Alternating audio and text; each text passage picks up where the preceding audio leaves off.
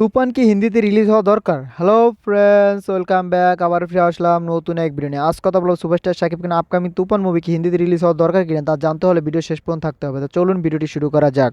বর্তমানে তুফান মুভি একটা টিজার দিয়ে যে একটা হাইপ তৈরি করে ফেলেছে, সেই হাইপের দিকে যদি আপনি ফলো করেন তাহলে তুফান মুভি অবশ্যই হিন্দিতে রিলিজ হওয়া দরকার। এমনকি আপনি যদি ইন্ডিয়ার বিভিন্ন হিন্দি রিভিউয়ার দিকে ফলো করেন, যারা জীবনে বাংলা মুভি রিভিউ করেন, তারা কিন্তু তুফান মুভির টিজার নিয়ে রিভিউ করেছে, এমনকি পজিটিভ রিভিউ দিয়েছে। তারা বলতে পারছে এই মুভিটা কেজিএফ এর সাথে টক্কর দেওয়ার মতো মুভি হয়েছে, এমনকি কেজিএফ এর সাথে তারা কম্পেয়ার করতেছে তুফান মুভি নিয়ে। এখানে তো তুফান মুভি সাকসেস হয়ে গেছে, যেখানে কেজিএফ এর মতো এত বড় বাজেটের মুভির সাথে এত কম বাজেটের মুভির কম্পেয়ার করতেছে, সেখানে তো তুফান মুভি সাকসেস হয়ে গেছে। এমনকি হিন্দি রিভিউয়ার যাদের মুখ থেকে কখনো বাংলা মুভির রিভিউ বের হয়নি, তারাও কিন্তু তুফান মুভি নিয়ে রিভিউ করেছে এবং পজিটিভ রিভিউ বের করতে পারছে। এর জন্য কিন্তু রাহান রাফিকে অসংখ্য ধন্যবাদ। সে এমন মেকিং করেছে যার জন্য কিন্তু হিন্দি রিভিউয়াররা বাধ্য হয়েছে তুফান মুভির টিজার নিয়ে রিভিউ করতে।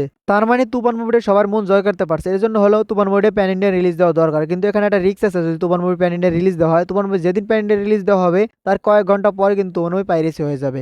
ইন্ডিয়া এই পর্যন্ত যে কটা মুভি রিলিজ দেওয়া হয়েছে তা কিন্তু কয়েক ঘন্টার মধ্যেই কিন্তু মুভিগুলো পাইরেসি হয়ে গেছে। এমনকি শাহরুখ খানের মতো নায়কের মুভিও কিন্তু কয়েক ঘন্টার ভিতরে পাইরেসি হয়ে যায়। সেখানে শাকিব খানের মুভি কি পাইরেসি না হয়ে থাকবে?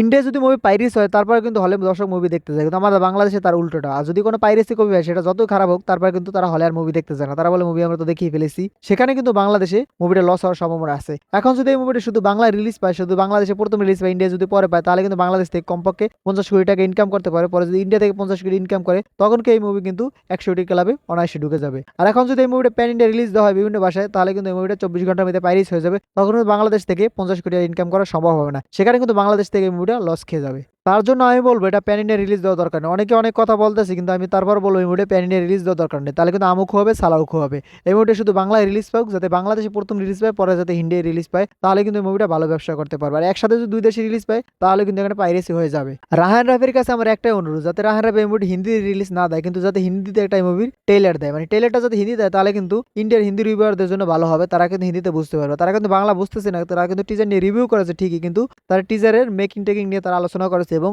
যে কি বলতেছে শাকিব খান এবং চঞ্চল চৌধুরী, সেটা কিন্তু তারা বলতে পারে না। তারা সেটা কিন্তু কমেন্টে জানাতে বলেছে। কিন্তু তাদের জন্য হলেও আমি বলবো এই মুভিটা যাতে হিন্দিতে একটা টিজার লঞ্চ করা বা ট্রেলার লঞ্চ করা হয়, যাতে হিন্দিতে মুভি রিলিজ না করা হয়। আমার এই কথার সাথে আপনারা কারা কারা একমত অবশ্যই কমেন্টে জানিয়ে যাবেন। আর যদি ভিডিওটা ভালো লাগে বেশি বেশি করে শেয়ার করবেন, যাতে সবাই ভিডিওটা দেখতে পারে। ভিডিও শেষ পর্যন্ত থাকার জন্য অসংখ্য ধন্যবাদ। টেল দেন টেক কেয়ার। দেখা হবে নেক্সট কোন ভিডিওতে। ততক্ষণ ভালো থাকুন, সুস্থ থাকুন। Bye bye.